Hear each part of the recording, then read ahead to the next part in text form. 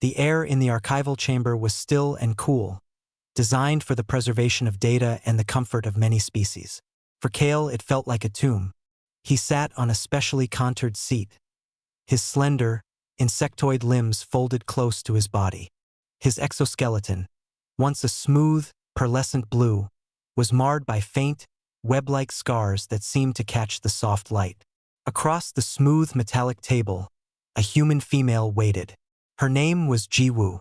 She had offered a small, polite smile when he entered, but her eyes held a gravity that told Kale she understood the weight of this meeting. To the side, the archive's neutral curator, a being known as Archivist Rel, adjusted a hovering recording device. "The record will now begin," Rel stated, their voice a neutral chime. Kale of the Ventari Collective, sole survivor of the 7th Battalion from the resource conflict on Designate World XK-881, is providing testimony. The topic is the nature and conduct of human combat forces.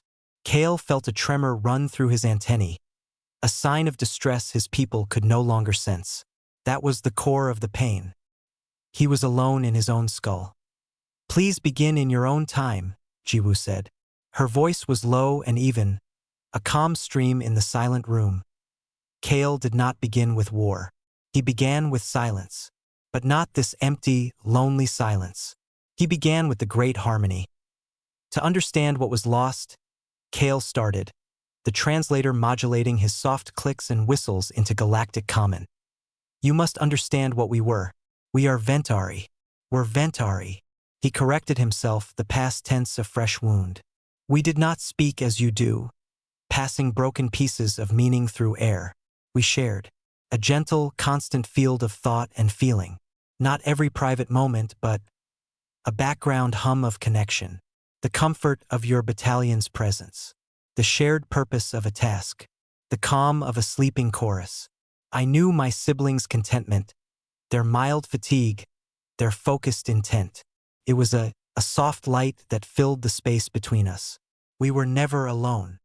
He described his home cluster, not as a city of buildings, but as a garden of living, grown structures humming with the peaceful psychic resonance of thousands. Work was a coordinated song. Learning was a direct transfer. Grief, when it came, was shared and softened by the whole. Loneliness was a concept from a primitive fairy tale. "Our mission to XK-881 was logical," he continued. "The planet had large deposits of crystalline minerals needed for our resonance amplifiers. It was unclaimed. Our scans showed no intelligent life, only simple flora and fauna. The Galactic Council approved our claim. We descended in our dropships, the harmony humming with the simple, focused purpose of the 7th Battalion. Land, secure, establish the extraction beacon. It was a technical operation. We were scholars as much as soldiers, our weapons tools for clearing geological obstructions more than anything else." He remembered the feeling of the planet's atmosphere, the slight discordant buzz of its natural magnetic field against his own, a minor irritation smoothed by the collective mind of his battalion. They moved in perfect unison across the rocky, gray terrain, setting up the preliminary equipment. The sky was a perpetual twilight, streaked with orange clouds. The first sign was not a weapon, it was an absence. Kale's mandibles clenched. A portion of the harmony simply vanished. 30 of my siblings on the western ridge, their presence in the field winked out. Not a cry, not a shock. Just silence where there had been light. The rest of us froze, the harmony swirling with confusion and alarm. Then we saw them. They were not what he expected. He had seen images of warrior species, hulking brivix, elegant but fierce Tari. These were different. They were bipedal, clad in matte gray armor that seemed to suck in the dull light. They moved in quick, low bursts from rock to rock. They did not charge. They advanced with a terrifying, patient silence. Then came the noise, Kale whispered. It was the only word he had. A physical, grating wave that was not sound, but something that vibrated his very exoskeleton. It was followed by a piercing shriek that made his neural clusters ache. The harmony shattered into static. It was like being plunged into freezing, pitch-black water while being stabbed with needles. He saw his siblings staggering, clawing at their sensory horns. The human weapons did not fire bolts of energy. They fired pulses of chaos, electromagnetic torrents that scrambled their bioelectric field, sonic devices that turned their very connection into a weapon against them. We could not coordinate. We could not think. The harmony was a cacophony of pain and panic. I saw Mir, our battalion leader, trying to rally us, to pull the field into order, but her signal was lost in the scream. I fired my beamcaster, but my aim was my own, clumsy and isolated. I was blind and deaf in a way I had never known possible. I was, for the first time in my life, truly alone. And in that new, terrifying silence, filled only with the roar of my own fear, the humans moved in. The world had shrunk to the inside of Kale's own skull. The great harmony, which had always been a gentle ocean of shared presence, was gone. In its place was a howling void, a silence so loud it was painful. His thoughts, now trapped and alone, echoed back at him in a frantic, terrified loop. He saw his siblings, the soldiers of the 7th Battalion, moving like broken machines. They stumbled, their graceful coordination replaced by jerky, uncoordinated motions. Some fired their weapons wildly, beams of coherent light slicing uselessly into the gray rock or the orange sky. Others simply stood, trembling, their sensory horns twitching in distress, overwhelmed by the sudden isolation. The humans did not make a sound he could hear over the ringing in his mind. Their attack was a silent, terrible ballet of efficiency. They did not stand and trade shots.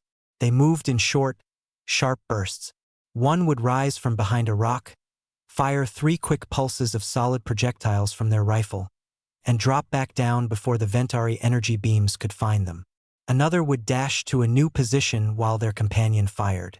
They flowed over the terrain like water finding cracks. Kale, his instinct for shared strategy useless, tried to mimic their solo survival. He ducked behind a large, crystalline boulder, his weapon held tight. He peeked out to see a human do something impossible. The human's armor had a large pack on the back. He saw the human pull a tube from it, point it at a cluster of his Ventari siblings who were trying to form a defensive circle. There was a whoosh and something small and cylindrical shot out. It flew past the Ventari and stuck to the rock face behind them. For a second, nothing happened. Then, a blinding flash of light and a sound like the sky tearing apart. The rock face shattered, not into a cloud of dust, but into a storm of jagged, scything shards that flew forward. The kinetic force and the razored debris cut through the Ventari formation. They were not vaporized by clean energy. They were broken, torn apart by the very ground they stood on. Kale felt a scream build in his throat, a solitary, physical scream his body was not designed to make. It was a brutal, messy physics lesson. Then he saw the one called June. This human was bigger, his armor bulkier, with a large weapon mounted on his arm. A Ventari beam, fired by a panicked sibling, struck the weapon's barrel, melting and fusing it shut. The human, June, looked at the ruined weapon. He did not freeze. He did not retreat. In a motion that seemed both frantic and deliberate, he tore a metallic block from his belt. A mining charge, Kale realized later. With a sharp clang, he slammed it against the melted stump of his weapon. A green light on the charge began to blink rapidly. June then turned and ran, not away from the Ventari, but directly toward a barricade where 3 of Kale's siblings were firing. He ran with a heavy, loping gait, a dead sprint. The Ventari beams zipped around him, one grazing his shoulder plate, spinning him halfway around. He corrected his course and kept going.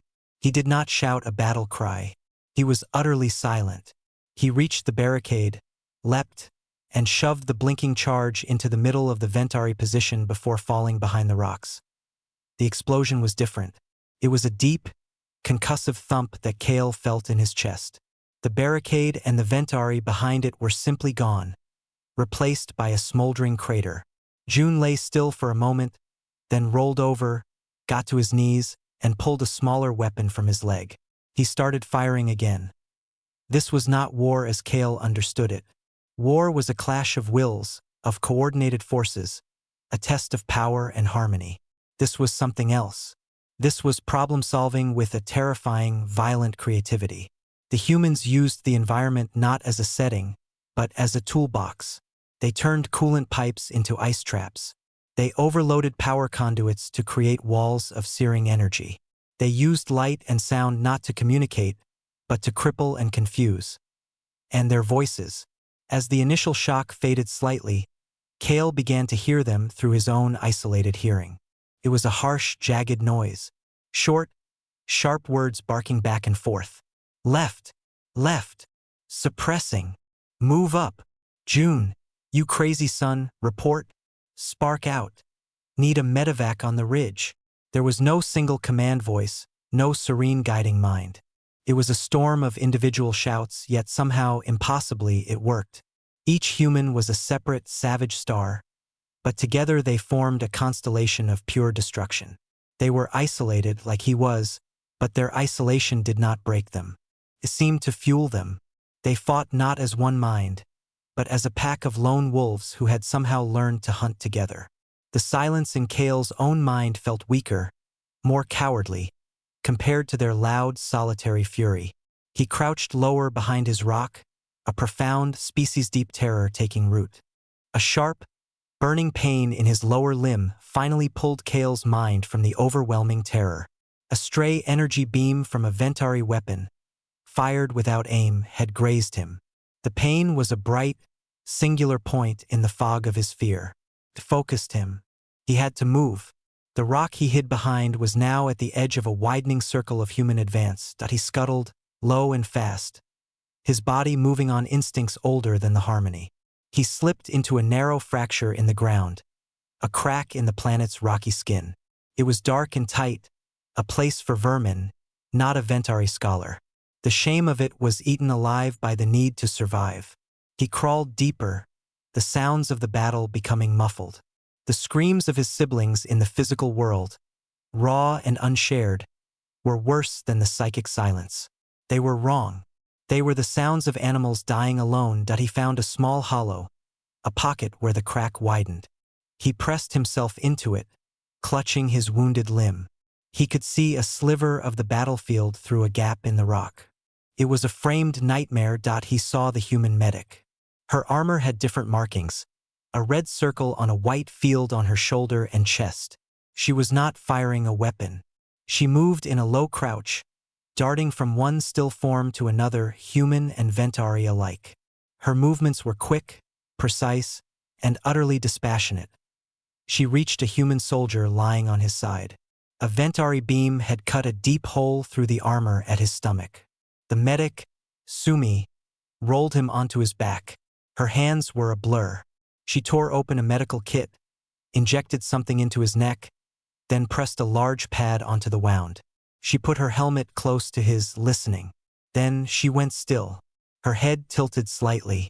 She pulled a small device from her belt, held it to the soldier's throat, and looked at a readout on her wrist. Her shoulders sank, just a little. A tiny, human gesture of defeat. She spoke a single word, clear and flat over the comms channel Cale could now faintly hear. Gone. She then did something that made Cale's mind stutter. She selected a different injector from her kit, found a port on the soldier's armor, and pressed it. There was a soft hiss. The soldier's body went completely limp. She took the dog tags from his neck, pocketed them, and without a pause, turned and sprinted towards another crying shout of medic. Cale could not process it. She had ended her own sibling, not in rage, not in mercy to stop pain, but because he was a logistical problem. Gone. Not dead. Gone. And then she had moved on, her value calculated and the situation updated.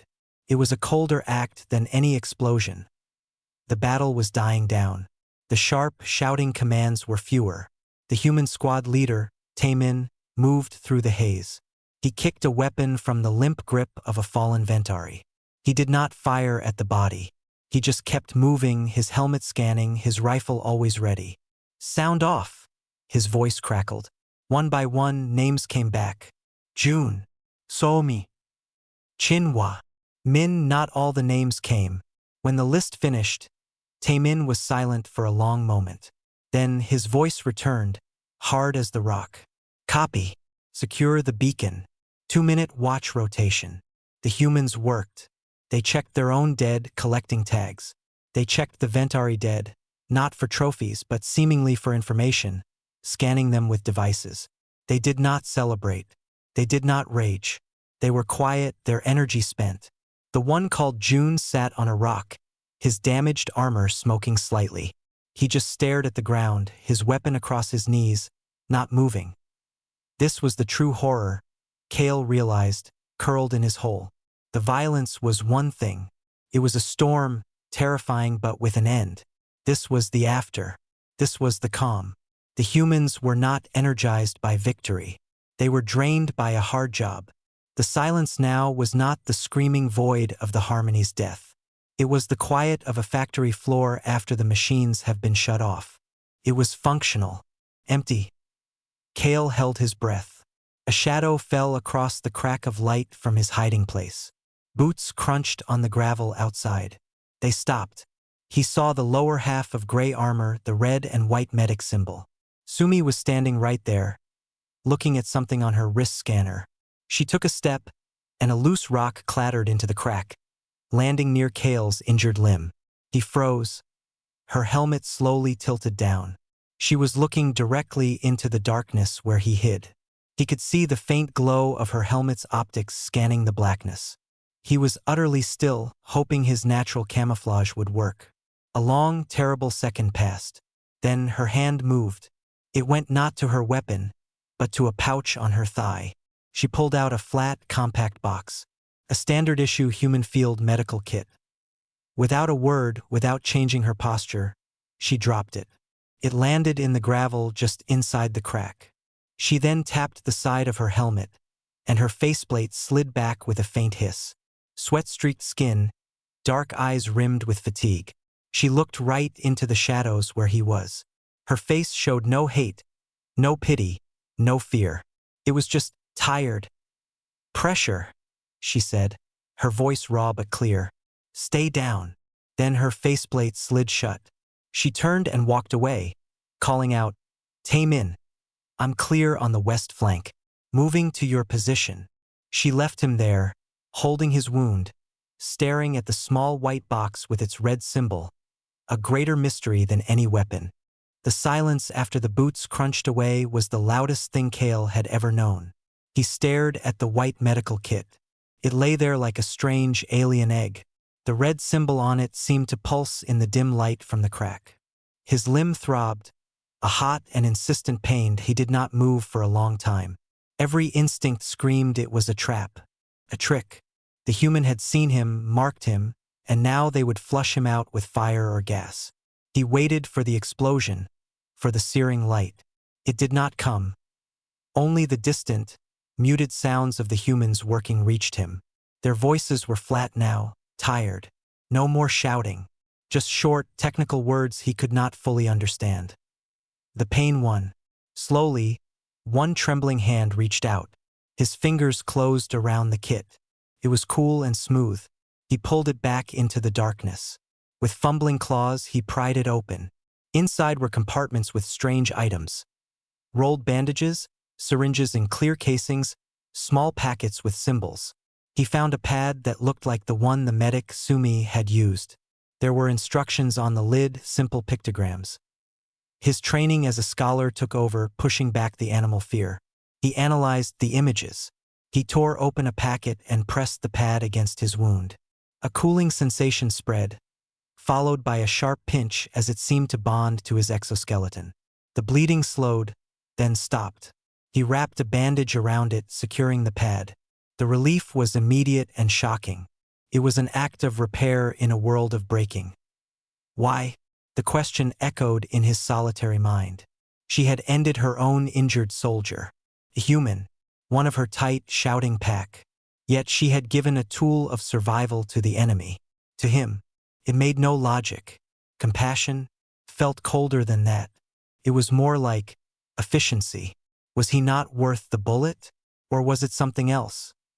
A new sound made him stiffen. A low, rhythmic thumping growing louder. It was not from the humans. He knew this sound. It was the deep, resonant pulse of a Ventari extraction craft. Hope, terrible and fragile, leapt in his chest. The battalion had called for help. Survivors were being gathered. He risked a look through the crack. The human squad was looking up, their weapons raised but not firing. The craft, a graceful, organic-looking ship, was descending towards a cleared area of the battlefield, its landing lights painting the gray rock in soft blues. Then, from the other side of the ridge, a streak of light. It was fast and thin, a line of fire drawn across the twilight sky. It struck the Ventari craft in its side. There was no huge explosion. There was a flash, and then the craft's pulse faltered. It listed to one side, its lights flickering. It began to spin, slowly at first, then faster, crashing down behind the ridge in a shuddering impact that Kale felt through the ground. The humans had not fired that shot. They seemed as surprised as he was. Their leader, Taemin, was already barking into his comms. All call signs, be advised, we have an unknown third-party kinetic strike. Possible orbit to surface. No visual on source. Go to full containment now. They moved faster with new tension. They were not the hunters anymore. They were in someone else's crosshairs. The humans dragged their own fallen into a tighter group, taking cover. They watched the skies and the ridges, their weapons scanning for a new enemy. Kale understood. His hope turned to ash. The shot had been precise, meant to disable, not destroy. It was a message. It was a cleanup. His own people, or perhaps another faction, had seen the battle lost. They had not come to rescue. They had come to silence, to ensure no technology, no intelligence, fell into human hands. The 7th Battalion was now a liability to be erased, survivors and all. He was not just left behind by the humans. He was written off by his own. The Great Harmony was not just broken. It had chosen to cut away the infected parts. He was one of those parts, alone in a crack in the rock on a dead world, with only a human medical kit to keep him company. The weight of it crushed him more completely than any weapon. He curled tighter into the hollow. The sounds of the humans securing their position, the distant crackle of fires from the wrecked craft, the moan of the planet's wind. It all blended into a single truth. He belonged nowhere. The medic's act was not mercy. It was just a delay. She had left him to the universe, and the universe had just shown him it did not care. He closed his eyes, not to sleep, but to hide from the reality outside the rock. The battle was over.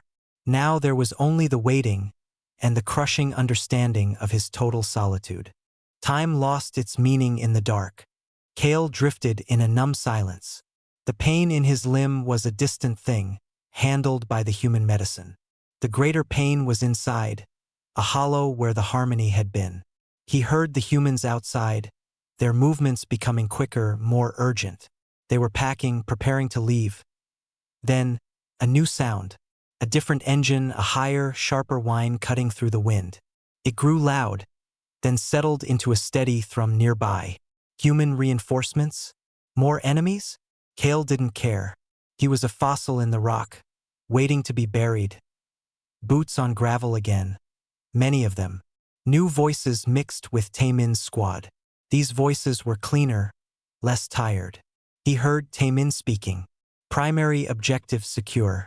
Beacon is ours. Enemy force is neutralized. We have 1 Kia, 2 walking wounded. Also took out an unidentified craft that approached the LZ.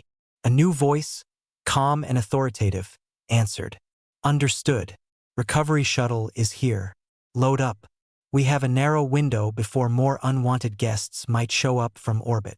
There were grunts of effort, the sounds of gear being moved. Kale listened as they carried their fallen soldier onto the new ship. The process was quiet, orderly.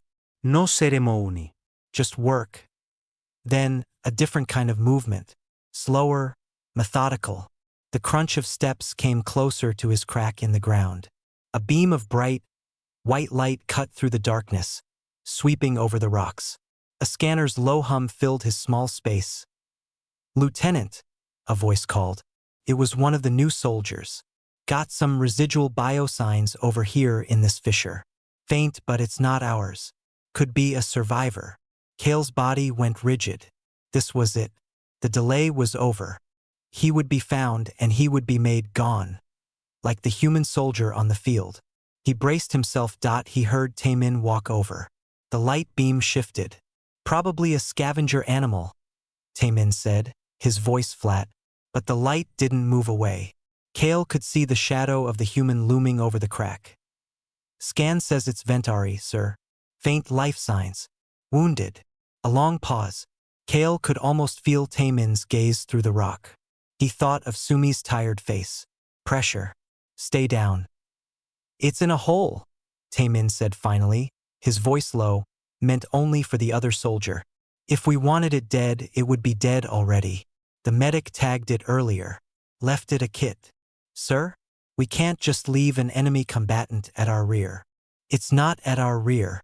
It's in a hole, Taemin repeated, his tone leaving no room for argument. And it just watched its own people shoot down its only ride home. It's not a threat. It's a tragedy. The other soldier was silent for a moment. Regulations state. Regulations state we secure the objective and evacuate. The objective is secure. We are evacuating. Taemin's voice shifted, turning away from the crack. That biosign is from a local lizard. You saw the scans on the way in. Nasty things, but they burrow. Forget it. Let's move. The light beam clicked off. The shadows returned. The footsteps retreated, followed by the sounds of the squad boarding their shuttle. Kale lay perfectly still, not believing what he had heard. The human leader had lied. Directly, calmly, to his own soldier. He had seen the scan. He knew, and he had chosen to look away. The shuttle's engines whined higher, a piercing sound that built to a roar. The wind whipped violently as it lifted off. The noise faded, climbing into the orange sky until it was a faint speck, and then gone. Silence returned, true and complete. No weapons, no engines, no voices. Just the wind and the soft creak of cooling rock. Kale was alone on the battlefield, abandoned by the Ventari, spared by the humans. He uncurled, every joint stiff. He crawled to the mouth of the crack and looked out. The scene was one of quiet devastation under the eternal twilight. The human equipment was gone. They had taken everything, even their shell casings, it seemed. Only the scars of the fight remained. Burn marks, shattered rock, the crater from June's charge, and the bodies, his siblings, left where they fell. The wreck of their extraction craft smoked on the distant ridge. He stood on shaky legs. He was alive. The fact was a cold, hard stone in his gut. He had no idea what to do with it. The human medic had given him a chance. The human leader had chosen to enforce that chance, even against his own rules. They had not done it with kindness, but with a grim, almost indifferent pragmatism. He was not worth the bullet. He was not worth the paperwork. He was a fact on the ground they had deliberately ignored. He looked up at the unfamiliar stars beginning to pierce the orange haze. The harmony was gone. His people had abandoned him. His only witnesses were the dead, and the ghosts of humans who had refused to finish the job. He started to walk with no destination, carrying nothing but the memory of their terrifying, inconsistent mercy. It was a heavier burden than any weapon. Kale stopped speaking. The memory of that silent, twilight plain was heavy in the archival chamber. He had told of the fight, the isolation, the strange mercy, and the crushing loneliness that followed. The story hung in the air between him and Jiwoo. Archivist Rel's recorder emitted a soft, steady glow. Jiwoo had listened without interruption, her hands resting on the table. She had not flinched at the violence or shown pride at the cunning. Her face was a mask of calm attention. Now, she poured a small cup of water from a carafe and slid it across to Kale. He looked at it, then at her, but did not take it. The question that had burned in him for years, since his eventual rescue by a neutral salvage vessel, finally found its way out. His voice was a dry whisper. Why? Jiwoo looked at him. Why what, Kale? Why do you do it? He asked, the clicks of his language sounding frantic. The efficiency, the horror, then the not horror. The medic, your leader's lie. What is the driver? Is it just expansion? A love of chaos? Some genetic sickness. He leaned forward, his scarred exoskeleton creaking. You fight like isolated monsters, yet you spare an enemy. You break everything, then you carefully pick up your own pieces. I have studied you since that day. Your history is a scroll of war, but also of building, of saving. It makes no harmony. It is noise. Jiwoo sat back. The calm mask softened into something more tired, more real. It reminded him of Sumi's face in that moment before the helmet closed. It is not a sickness, she said quietly, and it is not a love of war. Then what? Kale insisted. What force requires such terrible flexibility? Jiwoo was silent for a long time. She looked not at him, but at the wall as if seeing something else. Let me tell you a story, she said finally. It is not about soldiers. It is about engineers and mechanics and cooks. And yes, some soldiers too. She began to speak in a low, even tone. Years ago, there was a large orbital station called Haven 7, a city in space. Hundreds of thousands of people lived there, families, children. It was peaceful. Then there was an accident. A maintenance pod collided with a power coupling, caused a chain reaction. A section of the outer hull was torn open, and a primary life support module was critically damaged. The station began to lose air. Slowly but surely, they had maybe 80 hours before the air would be gone. Kale listened, unsure where this was going. Evacuation ships came, Jiwoo continued, but there were not enough. Not nearly enough. Maybe room for 1 in 3. Panic started. People were fighting for spots.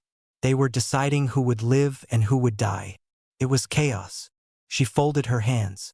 Then a group formed, not a command. No one ordered them.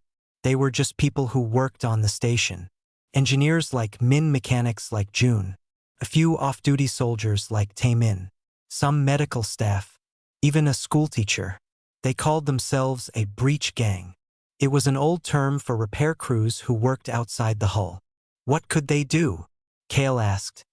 They decided to fix it, Jiwoo said simply. From the outside. They put on suits. They took welding tools, metal plates, sealant foam. They went out into the hard vacuum, into the radiation and the debris field from the accident. The hole was like a wound, spewing air and fragments. They had to get close. Her eyes were distant. They worked in shifts. No sleep. They anchored themselves with cables. They welded plates over the tear. They patched the life support lines. The debris cut their suits. The radiation burned them. One by one, some of them let go. Their air ran out, or a cable snapped, or they were hit by flying metal. They just floated away. The others would pull the body back, if they could, and someone else would take their place and keep welding. Kale could see it. The silent, airless dark. The small lights of the suits. The relentless, hopeless work. They worked for 72 hours, Jiwoo whispered. They lost 1 in 3 of their own gang, but they sealed the breach. They stabilized the module. The station was saved. The evacuation ships turned around. Thousands of people lived because this handful of people decided the problem wasn't who to save. The problem was the hole in the hull. She looked back at Kale, her eyes now focused, intense. The driver, Kale, is not conquest. It is often just the person next to you. The will to preserve that tiny, fragile circle of US. That circle can be your squad, can be your family on a station, can be your whole species. The fury, the ingenuity, the terrible things we do, they are proportional to the value of what we see behind us. What we are trying to protect from the it that threatens it. Whether it is a hull breach or an alien battalion. She paused. Your harmony connected you to everyone. Always. Our circle is small. It is fragile. We build it by choice and we fight like demons to keep it safe. Your medic, Sumi, saw a wounded soldier who threatened the mission, the circle. He was gone. She saw you hiding. You were not a threat to the circle. You were just a thing in a hole, an extra problem. She chose to let the universe deal with you. Taemin made the same choice. It was not mercy. It was resource allocation. Their focus was on getting their living circle home. Kale sat very still. The story of Haven 7 was not one of glorious battle. It was a story of grim, sacrificial repair. It was the same mind that made June use a mining charge as a weapon. Problem-solving. At any cost. The humans' love was not for war. It was for what lay behind them. And to protect it, they would become any monster, perform any mercy, commit any horror, or any act of sacrifice. The inconsistency was the consistency. It all served the circle. The void in his mind felt different. It was no longer just the absence of the harmony. It was now filled with the image of a small, bright, desperate circle of light, surrounded by an infinite, cold dark. And he understood, finally, the harrowing reality. Humans were the universe's most terrifying protectors. You prayed you were inside their circle, and you prayed with all your being that you never became the it outside, threatening what they loved. Kale sat in the silence that followed Jiwoo's story. The hum of the archive station was the only sound. The story of the breach gang, of a fragile circle defended with brutal logic, settled into the empty spaces of his own memory. It did not fill the void left by the harmony, but it gave the void a shape he could finally understand. He looked at the water cup in front of him. Slowly, he reached out a trembling claw and took it. He did not drink. He simply held its solid coolness, an anchor in the quiet room. "Thank you," he said to Jiwoo. The words were inadequate, but they were all he had. He was not thanking her for her people's actions. He was thanking her for the truth. He turned to Archivist Rel.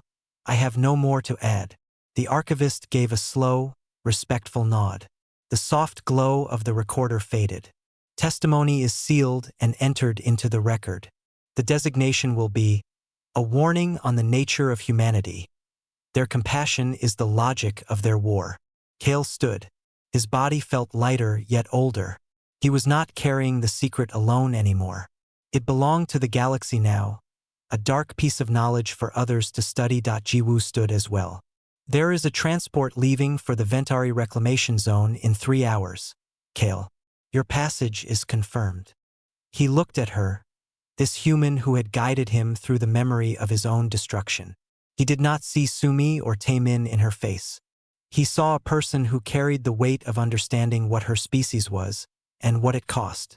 She was part of the circle, but she was also its historian, forced to look at its outer edge.